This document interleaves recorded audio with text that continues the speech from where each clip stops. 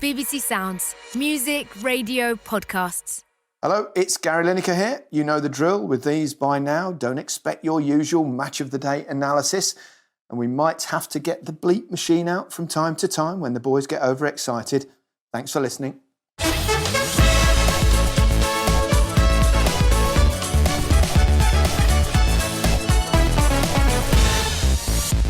Hello and welcome to Match of the Day Top 10. As usual, we're joined by Ian Wright and Alan Shearer. How you doing, chaps? And what have you been up to? You watching what, box sets, television, anything? Watching everything. I've watched everything. Can you actually see anything through those glasses, Righty? What is that about? No, I've got a little slight infection in my eye. So I think it's because of the hay fever and I've been rubbing my eye. And, you know, I've been watching a lot of stuff, my little girl's stuff, a lot of princessy stuff. That's why you got your sunglasses on. Oh gosh, it's yeah, but you know, it's all good stuff. It's all good stuff. Alan, what's happening in Newcastle? Weather's nice. Been cutting the grass, walking the dog, watching reruns of golf, reruns of football. Yeah. So did you see Medina? Yeah. Al, did you see Medina the other day? I watched that. That's awesome. I watched the rerun of the Open last year as well, and so yeah. Same old. Did you creosote the fence, Al? Like when you won Not the league? this year, right? Oh, No. I creosoted the fence. I'm so professional. I didn't get over the top. I was very concerned with you with the eye, but I'm not anymore. You're just both sitting on the fence these days rather than creosoting it. Yeah. Our top 10 this week, a little bit different. We're going for the best players never to have played for what some people might call the current Big Six. That's Arsenal, Chelsea, Liverpool, Manchester City, Manchester United and Tottenham Hotspur. Just a bit of an excuse, really, to talk about a few different players and even more significantly, because Alan's already won goal scorers and we've said so many nice things about him already, he's ineligible for this category. 100% totally agree. He wouldn't have been my number one. I think he'd have definitely been in your top five, I think. Right, let me read out for you our top 10 that we've come up with. Obviously, there's one or two names miss out, and as ever, if you're listening or watching, you can do your own via the BBC Sport website. But here goes, in no particular order. David Batty, Gareth Southgate, Gary Speed, Jamie Vardy, JJ Okocha, Juninho, Kevin Phillips, Matt Tissier, Paolo Di Canio and Tim Cahill. Right, come up first and with a few that perhaps come off the top of your head that haven't made that list that conceivably could have done. I think firstly we've got to definitely make sure people understand that Wilfried Zaha's not in there because he did have a little dabble at Manchester United. Yep, so good we point. don't want to continue. Don't want to take a lot of stick for that. But then when you look at it, like obviously Al didn't play for a big club in the end because he constantly tells me he didn't need to. Did you just say I didn't play for a big club? Well, you did play for a. You didn't play. Can you for rephrase that and say not? Well, you didn't play for Big Six. a Big Six club. Al didn't play for a Big Six club, like you said. So I took Al out. But you know, it's really strange because when I'm thinking about it, in that 10, you know, yeah, they're the guys that come out to me. Three that I would mention, Gary, would be Nobby Solano, who was at Newcastle. Rob Lee, Mark Viduka's another one. Right, you were with him at Celtic, yeah. So I suppose there's three names I could put in there as well. I would have maybe those in there instead of one or two as well. With the Wilfried Zaha, he didn't play there long enough or play enough games for him to be not considered in this for me. I think that. Yeah, but rules are rules, Righty. You know that. It's like punctuality. Same thing. If you arrive at 1:17 when it's supposed to be 1:15, it's that kind of vibe. Let's start with you, Alan, this week. From your 10 to 6 up from the names that we've just read out. What do you think? 10 to 6, Gary. I've gone in 10th place. I've gone JJ Okocha. In 9th, I've gone Juninho. In 8th, I've gone Tim Cahill. 7th, Kevin Phillips. And 6th, Paolo Di Canio. Right, looking at that 10 to 6. Well, let's start at the bottom. JJ Okocha, wonderfully talented player, wasn't he? Yeah, I don't think there's any denying how good he was. I can remember trickery on the ball. He was in and around that Bolton team at the time with Djorkaeff, wasn't he? Kevin Davis, Campo, Kevin Nolan, I think there. But the reason I've got him in 10, Gary, is he only what was it, 124 appearances, so was only there for four and a half years, I think. So that's why I've got him in 10th position. But ability-wise, I mean, that when he had the way he danced with that ball, didn't he? At times, the way he went past defenders with ease. Very, very good player. Yeah, someone like JJ, I'm really pleased that he's getting a look in here, because I'm sure if you ask the Bolton fans and the players that he played with a kind of like a freedom, an expressive kind of way, what was so entertaining. I remember seeing him do that in the corner where he got the ball and done that flick over his head. What we're seeing Neymar doing now. I saw him do it to Ray Parlour. It's so funny because Ray Parlour's so funny because he done it to him, and Ray Parlour in his head went, "Where's he gone?" Where's he gone with that one? Didn't he also get Big Salmon, doing that dance on the pitch as well? Oh, yeah. But like a player that, again, you know when you hear people say the old one about somebody that I would pay to play, and when you look at the state of Bolton, unfortunately found themselves in, the times that they look back and think of good times were probably when JJ Okocha was playing. Yeah. It's interesting you talk about that Neymar trick. Did you see he did that recently? He got a yellow card for it. Yeah. For being disrespectful or something, wasn't it? I mean, really? Oh, right. That's what the game's about, isn't it? Entertainment? It's about entertainment. I know. It's a strange... Yeah, but it's strange that it's happened to him, simply because I think that with someone like Neymar, and I don't want to digress too much, but he has got that way. He wants to take the piss. He's taking the mickey. Yeah. You know what I mean? When JJ Okocha done it, you know what I mean? He literally, I'm going to do it. You know, Neymar is not doing it because he's got himself into a corner, and he's taken himself there and he's tried to make the guy look silly, whereas I believe that someone like JJ Okocha done it because he was literally trying to, I'm going to use my skill to do it, but Neymar's a different kind of show pony for me. It's different if you're 5 or 6 up when you're trying to take the piss, then I can understand someone else getting booked for trying to kick him. But if not, and it's at a sort of critical time of the game, and you I get that and understand. That's the only reason you can see that a referee's going to book him, because of course it's entertainment and you want to see good stuff.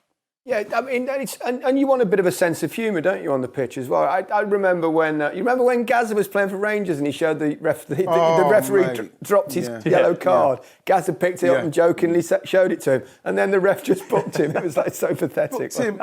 It just said, "Why? What you do? Why'd you do that?" It was just like so, touch it. God, I don't know. Like I say, he takes the piss too much for me when I watch him.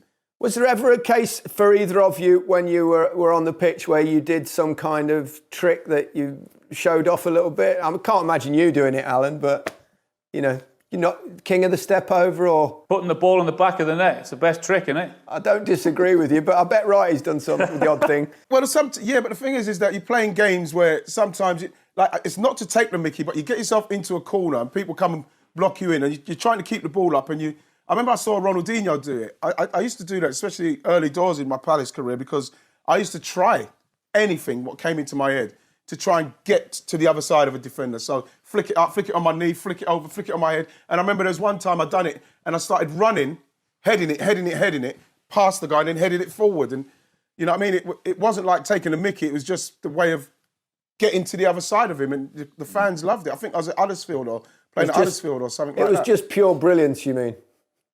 It was pure brilliance and just purely instinctive, Yeah. I would never try and take the mickey. Never. No. Well, we've got some very talented players in this list, and we're talking about yours, Alan, your top. Juninho, obviously, played in the North East.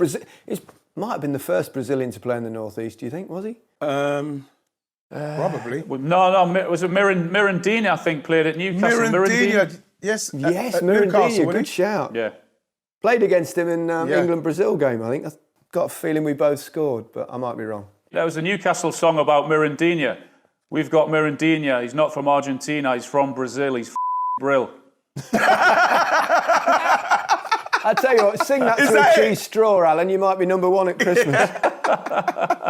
I think for Juninho, did they win the World Cup by the time he went there? I don't think they won the World Cup then, did they? World Cup winner 2002. League Cup winner, Brazilian champion, and the Copa Libertadores champion. Libertadores. You know what I liked about Juninho is the way, how good he was on the ball, how good he was going past people. There's nothing of him. You know, the way him and Ravanelli linked up. Then they brought in Emerson. And, they kind of brought that Samba feel to Middlesbrough. I think he's somebody that deserves to be on this list just because of what he tried to do with the team. I know they ended up going down. I remember it at Leeds, that day at Leeds when they did go down, and he was devastated.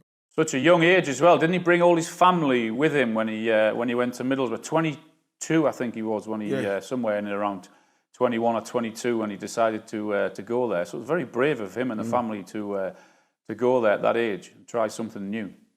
He'd perhaps not been to Middlesbrough that often, though, prior to his...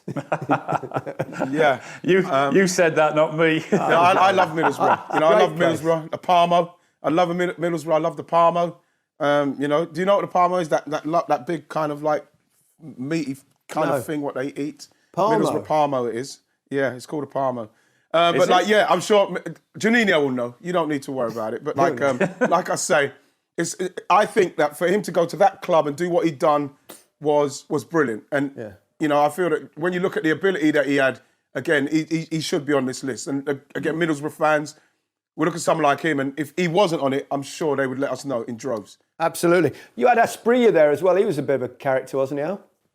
Asprilla was, that's been polite, Gary, in a great way. What a fantastic guy he was to have in our team. Philippe Albert, I mentioned David Ginola as well. So we've had some. I remember Asprilla, when Asprilla got there, I remember he had on his massive, big kind of fur. It started pelting down with snow. Snow, yeah, it's right. Oh, he couldn't believe I bet he couldn't believe what hit him. He couldn't believe what hit him. Yeah. Coming from Colombo to Newcastle, yeah, similar. Got any stories about Asprilla, Alan, that are actually you can share? My buzzer was going one Sunday morning at about 6:30, and I'm thinking, what the hell is that? And I looked out, and there is Tino sat on top of my gates at about 6:30 in the morning, screaming my name, Shearer, straight down the drive. Don't ask me what he was doing. Don't ask me where he'd been. But it was about 6 o'clock in the morning. Had he just got up, or do you suspect he was just getting in? I think he might have just got in, or on his way in anyway. Brilliant. Crazy guy, but a lovely guy. Yeah. Tim Cahill. Yeah. Good goal scorer, Australian, of course. Great celebration, right? I like Tim Cahill because he played for Millwall, and I used to always look out for Millwall's results and that. And the thing with Tim Cahill is that when you watched him, even from then, the way he got into the box, and we know how good he is in the air, but I think he's very underrated for what he can do on the floor. Very good goal scorer with Everton. When Everton needed that striker to come up with a goal, he was the one that more often than not came up with that goal for them. And again, not only Premier League level and Everton and stuff, but international level for Australia, still go to World Cups, still playing fantastic football, still scoring against the best. He was one of those players that I thought that he would have gone again, but it didn't happen for whatever reason. But I think that he was an exceptional player. I think they got him for about £1.5 million quid, wasn't it, Righty, yeah. from Millwall? Yeah, so 1.5. In terms of getting a bargain for your money, around about 8 years he was there at Everton. I think in terms of timing into the box and someone who was incredibly good in the air, and that was all about his timing. And the number of times we saw that with Everton, not just about right place, but timing of the ball, getting in there, and he was very, very good in the air. Did you like his celebration, Ian?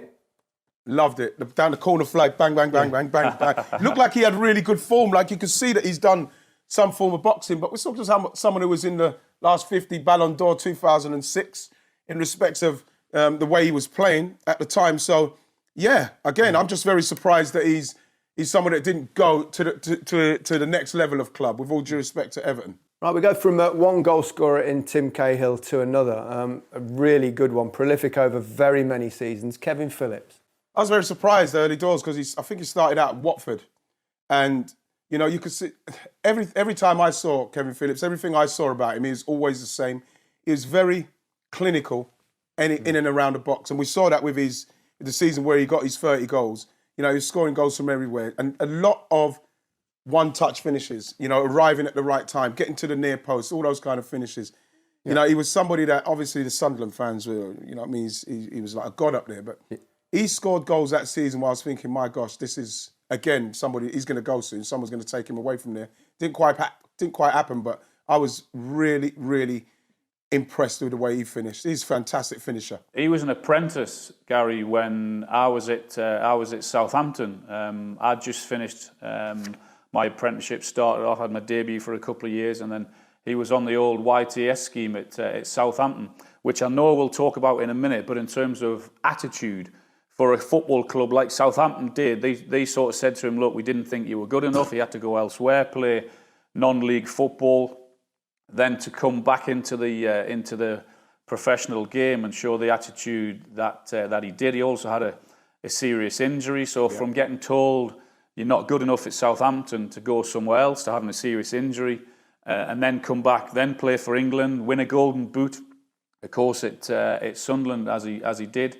So in terms of having not everything being given to you on a plate, you've got to go out and work for it and scrap for it. Yeah. He's a great example of doing that. You have to give a credit to, you know, credit as well, because I think he's playing up front with Niall Quinn.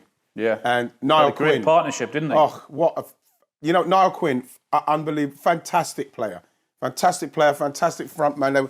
Great foil he was for Kevin Phillips, and like the way they linked up, it was brilliant to watch. So you got to give him credit as well, Niall Quinn. But again, Kevin Phillips, that season especially, fantastic, definitely has to be on this list. Should he have played for England more, do you think? Tough with the players that were in and around when he was playing. Yeah, he never scored for England, but got a few caps in there, didn't he? But it was tough with the number of players that were around. What he done deserved his chance. It was always going to be. I found it very tough with England. When I got involved with England, you was there doing your stuff. It was just starting to get towards that stage, and then just when I thought, I'm going to maybe get a slip in here, then Al comes in, and then what happens is that you kind of like when you get that chance. And then all of a sudden you say, it's okay, Al, if he doesn't do well, I might get another chance. And then Al does do well, and then you think, okay, I don't mind. And then Michael Owen comes in, and then you think, well, I'll just keep going. I'll just hang in there and see how it goes. And that's what happens to players like myself and Kevin Phillips and that, people who score goals. You go in, when you've got a main man already there, yourself, Shearer, and then it went to Owen, then you saw Rooney, now you've seen Harry Kane. Let me ask you a question about that, and it applies to all of us because we've all been in a situation. When you're on the sidelines, on the bench, for example, and there's someone in your position, playing for England, for example, someone in your position, you're out for injury or you've not been picked, do you wish them a bad game? You know what, I'm going to be totally honest. I didn't want them to do badly, but if they miss chances, it's not something that I was going to say. So you were sat on the touchline laughing.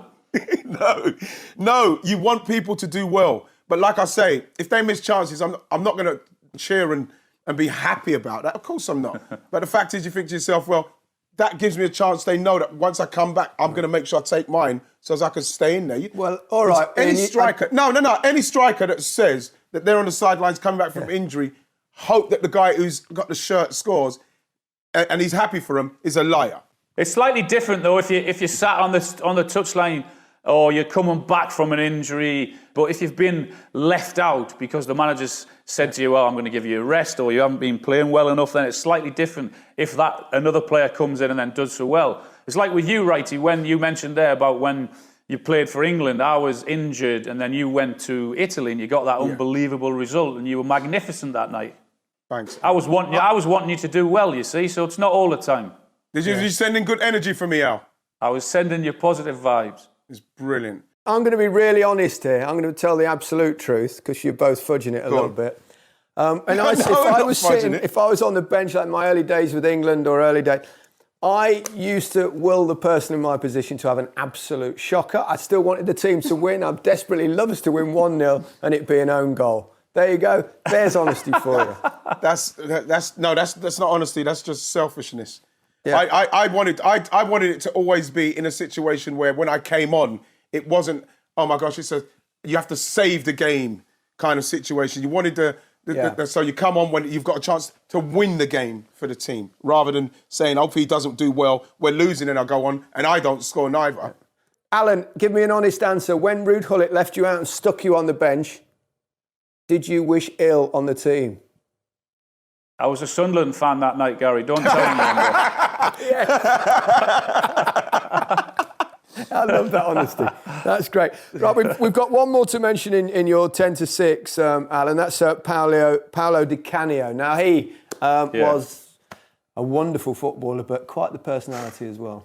Yeah, I mean, Righty will be able to tell you a lot more about him than I will, with he spending time with him at West Ham. But in terms of ability, a maverick, I would imagine he was fantastic to have in the dressing room. But I mean, look at the teams that he's played for, Righty, and Lazio and Juve and Napoli, Milan, Celtic, West Ham, Sheffield Wednesday as well. Oh, I mean, all those teams are incredible. But there's probably a reason why he didn't spend a lot of time at the clubs, but Righty, you'll tell us more about that. I swear, I'm not joking. See, when you could see why he's played for the caliber of club he's played for.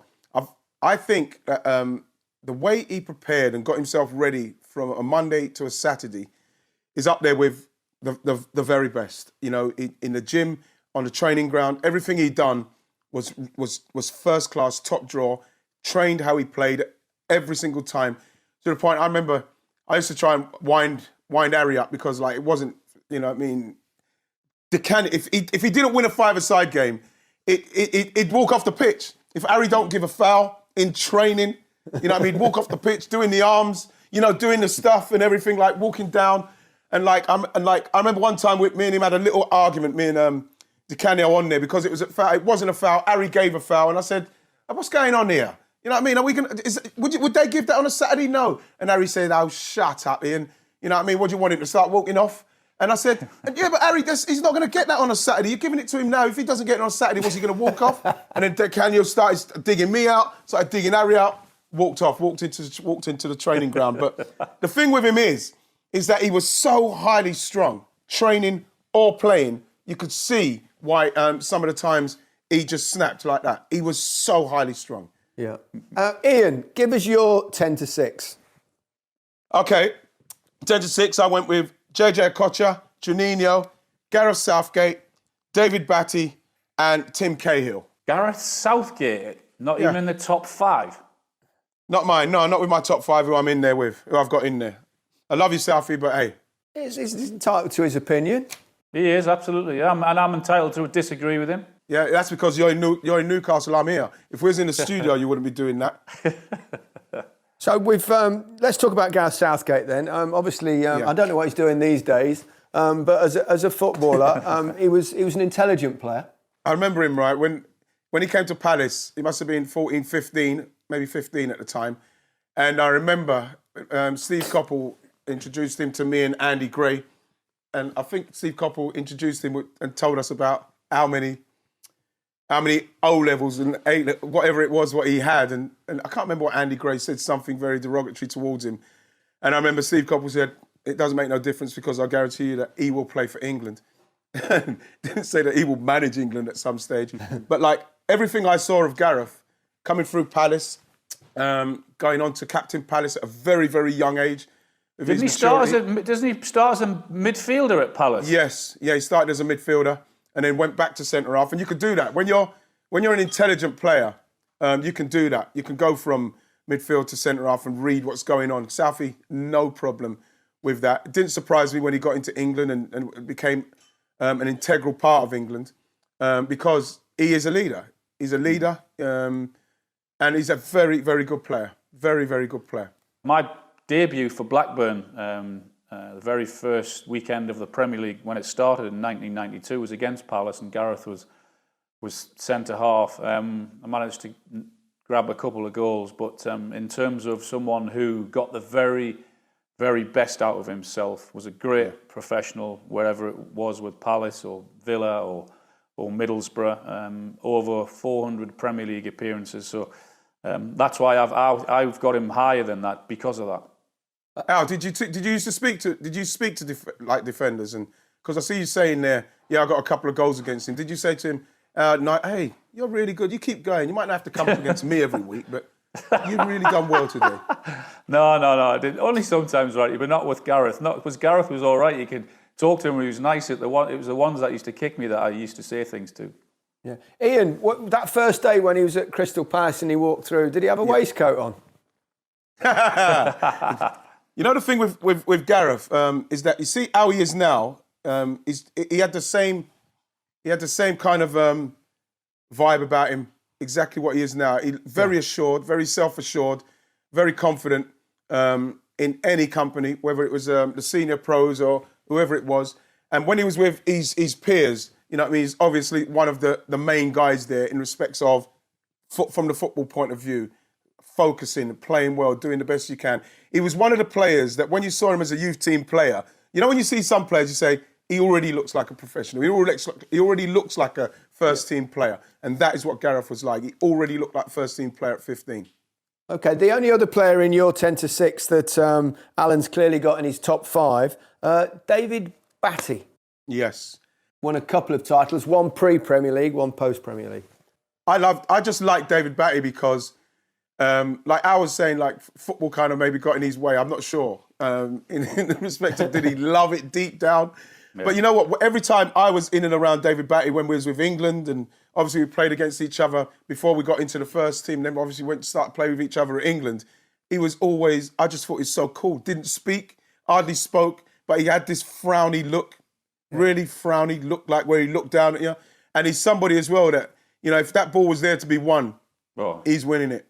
I had time with him at Blackburn and Newcastle in terms of, he was last into training and first away. He used to arrive in his training kit, and by the time training finished, and the forwards used to stay behind and do a little bit of shooting session, you could see him driving out the drive. He was away. He was soon as training finished, he didn't stay for any lunch or a cup of tea or anything. He was away, and he lived about an hour and a half from Newcastle, back near Leeds and Wetherby. And so in terms of loving the game, I'm not quite sure. But once he was out on the pitch, he was a fierce competitor.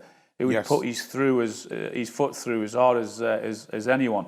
And another one that came back from a serious injury. Yes, he won the title at Leeds with that unbelievable midfield, wasn't it? I think he was part of Strachan, McAllister and Speed. Yeah. Also won it at Blackburn, didn't play a lot of that season. I think he only played 5 or 6 games because he had a serious injury when we won the league. But very, very good on the ball. He had a bit of a reputation of sideways, but he was an excellent passer of the ball, both short and long. Do you know many players that played that seemingly didn't really love the game? No. Not really. Not really, no. But as I said, that's what he did, yeah. You hear a lot more now people saying, well, you know, not really, yeah, it's not my first love. You know, I don't want to name people. Recently, you heard a couple of people saying, you know, I mean, yeah, I play, but I'm not fussed. Well, Okocha was one. I think I read somewhere, which I was very surprised, reading Bobby Zamora, because I always thought that he was somebody that was very driven and wanted and loved the game. But like, I don't know. Sometimes maybe things happen where you get different experiences. You maybe feel like, well, the game isn't as important to me as maybe it is to him, because for me, it meant the whole world. Yeah. Literally, it meant the whole world to play football. But some people are just not like that. He was one as well. Like he hated warm-ups. He hated stretching. And he could come in straight away. You know, some players have to be very cautious and warm up and stretch straight away. But he'd come straight into the warm-up and just ping balls around, no problem. Out of his car, straight onto the training Alan ground. Hansen was the same. Was he? Was he? Yeah, all he said he did was read the programme and touch his toes and then go and play. You know what? I used to hear about, when I went to West Ham, I used to hear about Julian Dix not doing a stretch or anything. I remember the first time when I went to West Ham and saw him, watched him in training, and he sat there, he read what he read, went out to training, he did not do a stretch or anything. Didn't do anything. Same with the match. Never done anything with the match, just went out and played. Couldn't believe it. Mad. I couldn't imagine playing without stretching or without doing a proper warm-up. I think everything would go in about 5 minutes. Sure, yeah. Ping, God, it was crazy. Yeah, I mean, I think David Batty's he's not involved in the game at all nowadays, is he? Do you know what he's up to, Alan? Haven't got a clue. No, I don't think he hasn't got a mobile phone. It wouldn't surprise me. No one gets in touch with him at all in terms because he hasn't got a mobile phone. Yeah. I'd love to be in touch. Just to speak to David Batty now. Yeah. David Batty, if you're watching, please reach out to a brother. Get in touch. Let us know. Footballers and what they're doing now. That would be quite interesting as well. There's a few interesting ones, wasn't there? It was Neil Webb it was a postman, wasn't it? I think Des Walker ended up with a long distance lorry driver. He's probably driving around trying to chase some forward somewhere. You'll never beat Des Walker. You know the thing is with Des, you can see Des because you know what he's like. He never stops speaking. When you went to England, if you went to England and you sat in first by the window, you're praying that Des doesn't come in and sit on that side. Once he started, that was it. If you literally, that's why I remember when him and Les Ferdinand used to hang out. You used to see them walking. You'd see them walking, Al, and all you'd see is Des talking and Les just like that. Yep.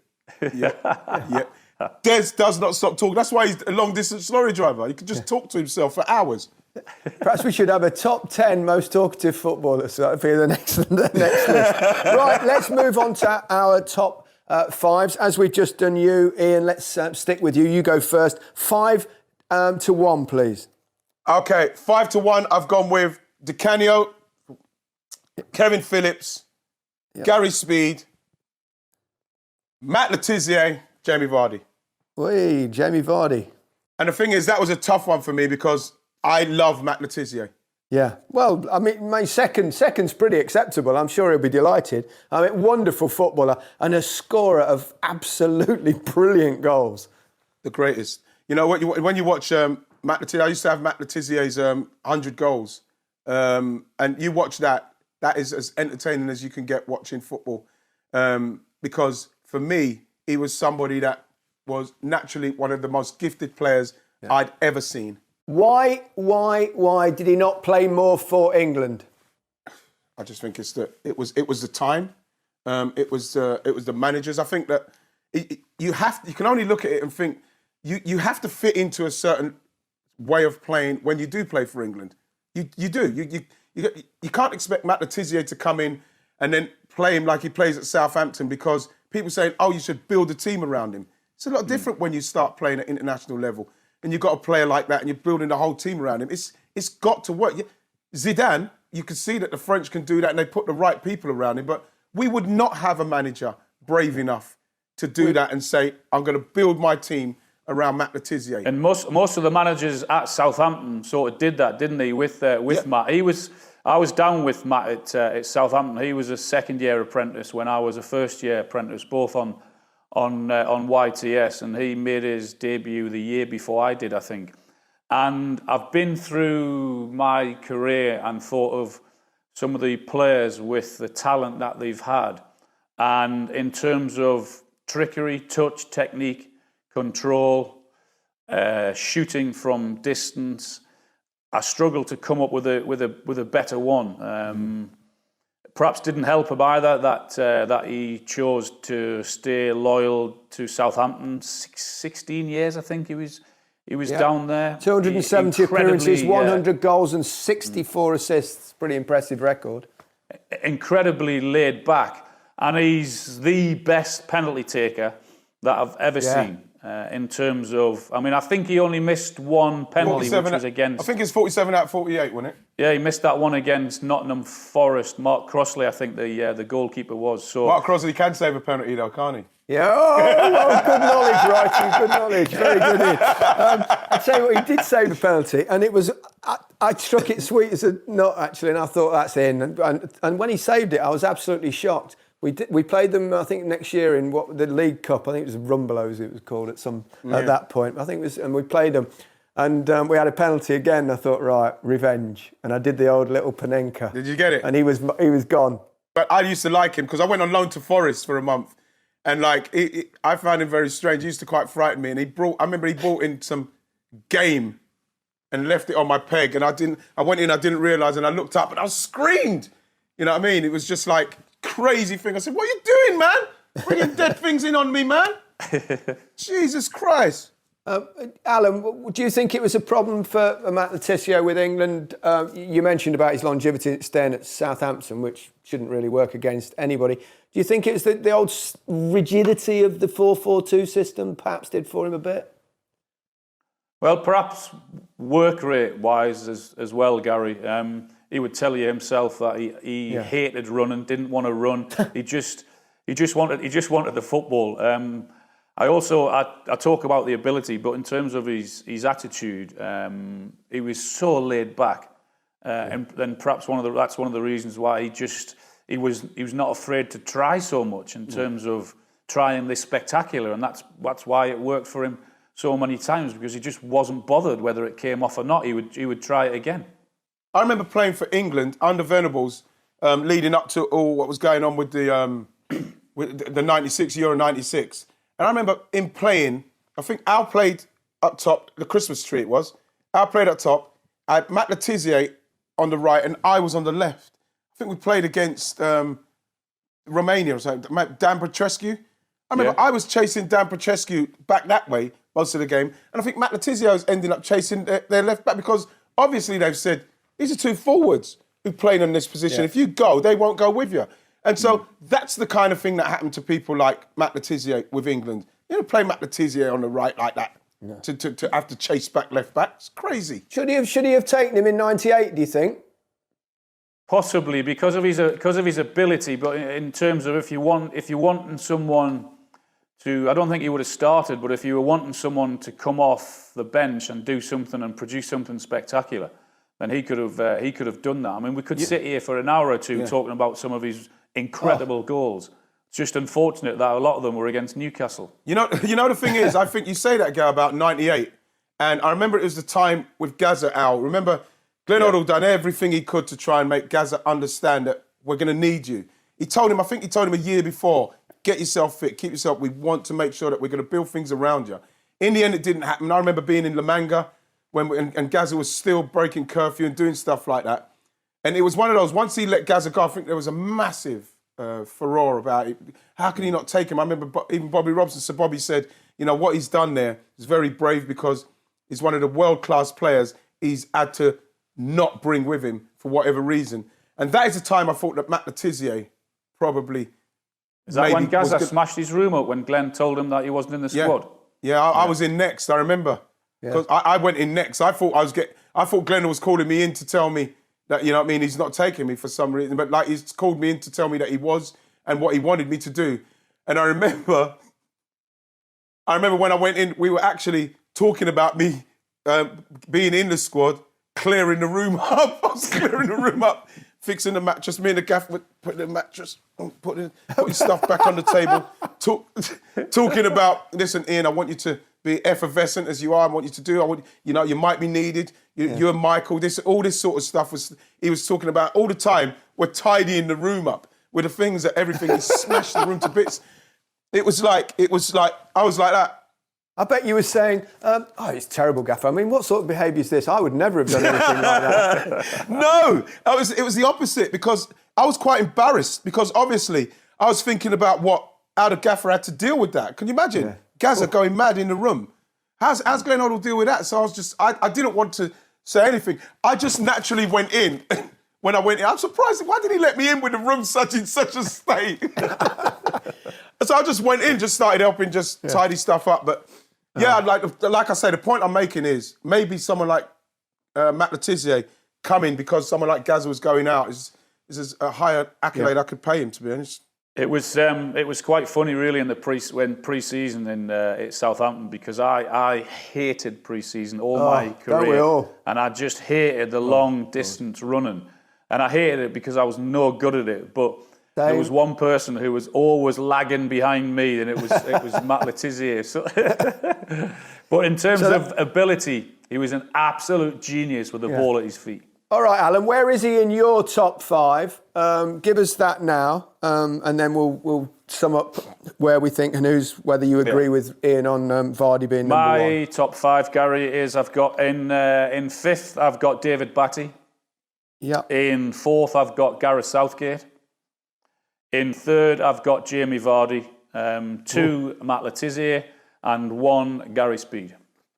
I had a feeling that you might go with Gary Speed, Alan, for all sorts of reasons. One, he had an unbelievably long and brilliant and very successful career, but also the tragic tale that followed, and of course he was a very close friend of yours. 530 odd appearances in the Premier League. In terms of reliability, someone who you knew you were going to get 7 or 8 out of 10 every single week, whether that was at Newcastle or Leeds or wherever he's going to be, Sheffield United, Everton. I would think that everyone would tell you in terms of how he was as a professional at their clubs. And that's why I've got him in at number 1. What I remember about Gary Speed, not only how gorgeous he was, I remember I had to do a shoot with him one time. It was ridiculous. What was I doing on a photo shoot with Gary Speed? Jesus, talk about feeling inadequate. But like, I remember playing against him when they were at Leeds, that Leeds side with Gary McAllister and him. I remember Steve Coppell used to say, if he goes, try and stay. No one could stay with him. Once he left that midfield and went to support the front men or get into that box, and I've not seen anyone leap as high as him. I always speak about Cahill in respects of heading ability. I've not seen anyone leap as high as Gary Speed can jump. Yeah. And his timing was just incredible. Unbelievable. Yeah, the way he just used his spring to climb up there and get up there and head that ball was unbelievable. We spoke about David Batty, who perhaps didn't love his football in terms of when I said about players staying behind and training and working extra and working harder. Speedo was unbelievable at that. He was out on the training ground for hours wanting to perfect things. Yeah, perhaps his biggest strength was that he didn't really have any weaknesses in his game. Yeah, he was. We just mentioned how good he was in the air. Had a very good shot on him. He could pass. He could get up and down in the pitch because his fitness was incredible. Could score goals. So yeah, he was an all-round top midfielder. It's really surprising when you go back. I remember our team talks for Gary Speed. Is that you try to stay with him. You don't know when he's going to go. He'll just find him. You'll just find all of a sudden he'll pop up in the box. Again, he's one of those that I'm surprised that when you looked at him, and like you say, Al, he was easily 7, 8 out of 10 every week. Yeah. Again, as great as it was at Leeds, and Leeds went on to win the league, of course. I can't believe how he didn't go to that top 4, top whatever it is, top 6, because he's more than good enough to play for the top teams, more than good enough. Yeah, and a good international career as well. Now, looking at your top 3s here, you've both got Le Tissier number 2, and then you've both got Vardy and Speed, but in different places. Ian, you've got Jamie Vardy at number 1, and what an unbelievable player for Leicester City he's been, and what a bargain, £1 million, wasn't he? After he got released, Sheffield Wednesday, went to non-league, got himself back. Yes, I know that he's the most expensive player that's come out of non-league, £1 million. And when you look back at that now, Leicester paying £1 million for him, and he got to Leicester, 25? Yep. In 29, they're winning the league. He's almost like a throwback. I remember the first time I saw him was when they beat Man United, that 5-3 game.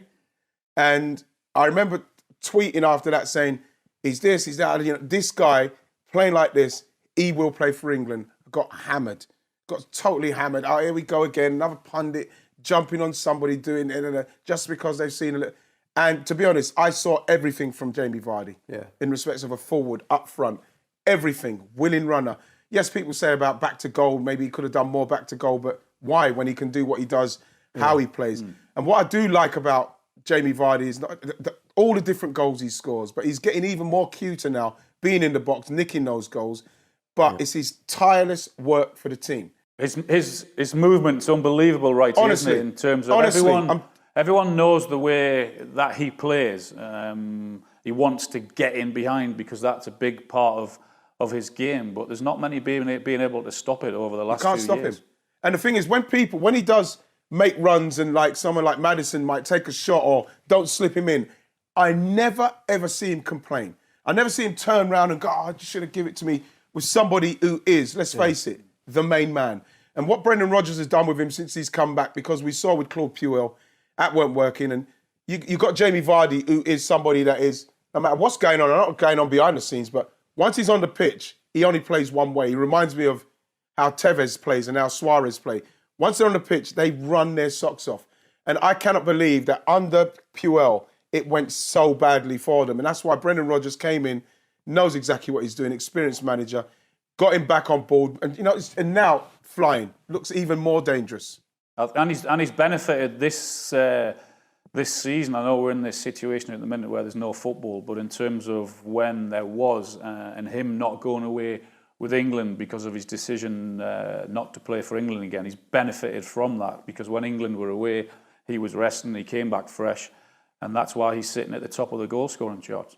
Do you think if, obviously it's a hypothetical question now because the Euros has been delayed obviously until next year, but with the Kane injury, you'd have been tempted if you were Gareth Southgate, wouldn't you, to say, Jamie, I know, just this tournament, do me a favour?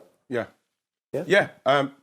I think that you probably want to ask, and then it's down to Jamie, because I remember when it happened, I was a little bit disappointed simply because I feel that he still has so much to offer. But then you look at what he's giving Leicester right now, you can see that is because of the fact that he's not maybe travelling and being amongst England so much, not playing how he'd like to play, how he plays for Leicester, because that's where he does his best stuff.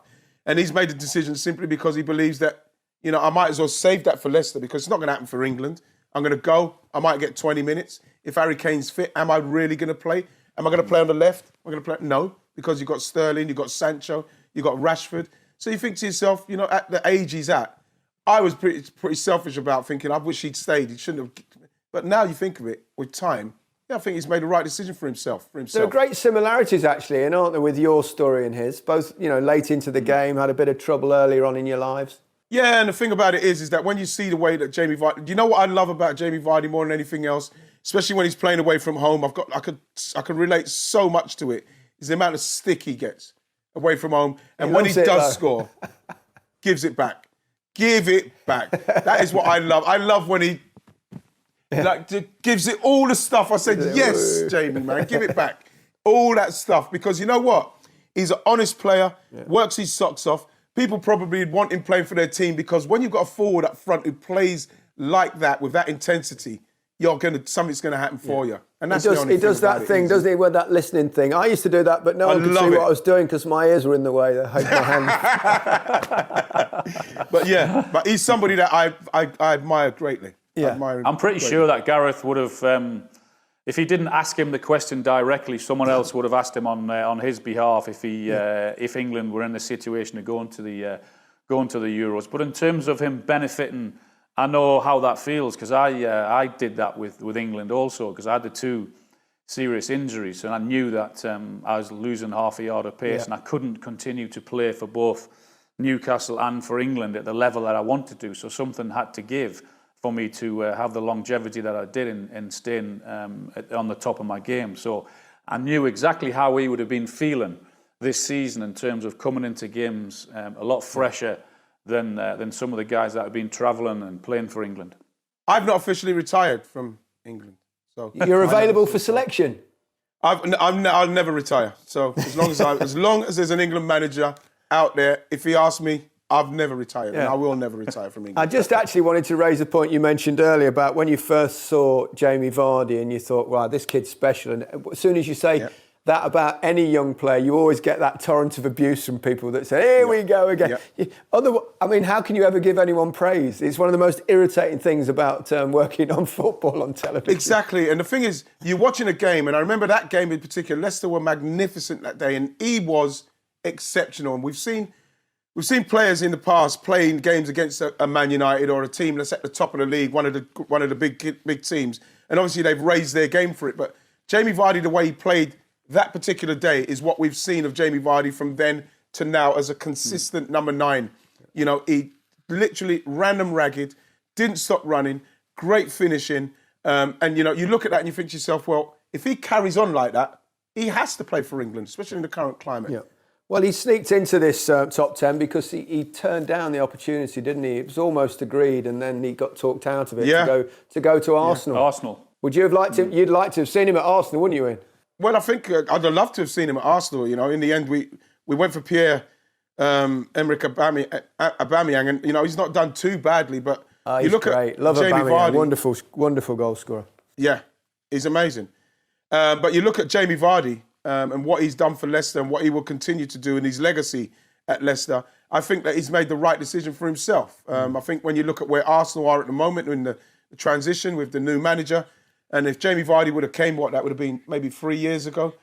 You know, you'd like to hope that he would have scored at the same rate that someone like Aubameyang's scoring, and you still see Arsenal are still not quite near it. So you think to yourself, he can look back in hindsight and think, well, that's a pretty good decision for me not to go. I think all that's left here is for you both to read out your top 10s, 10 down to 1, starting with you, Alan. And whilst you're doing that, because you've got different number ones, I have got to decide who wins it.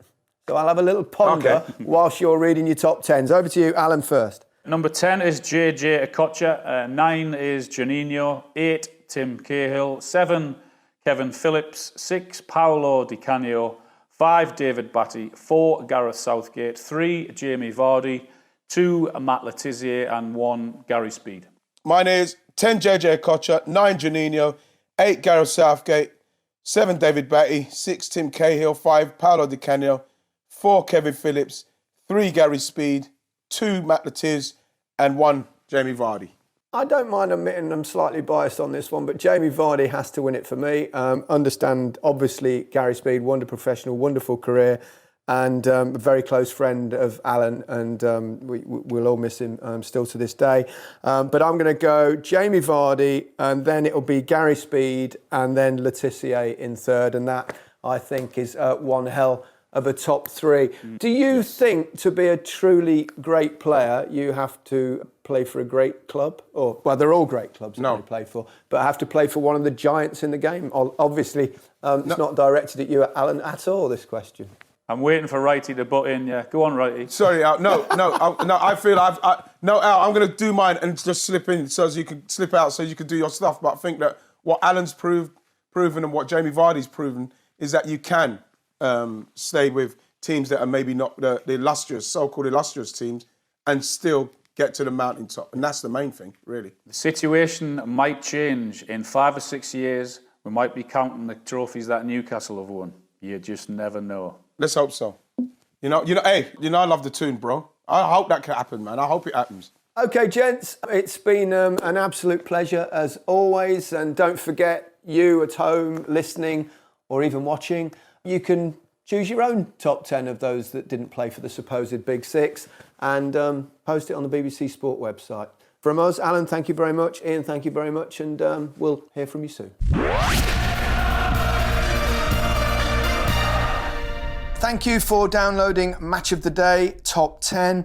Even without sport going on in the wider world, there's still plenty of good stuff to keep you occupied on BBC Sounds. 5 Live's Football Daily with Mark Chapman and Righty on most Mondays.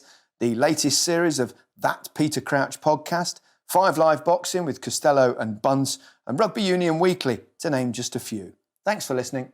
From how to stay productive when working at home, humans are pretty amazing. They can adapt quite efficiently to new routines. to tips on how to keep dating from a distance. Video dating, anyone? Katie Thistleton and Dr. Rada are here to help. With honest chat about the coronavirus outbreak. And how we're all feeling right now. Radio 1's Life Hacks podcast. Listen on the BBC Sounds app.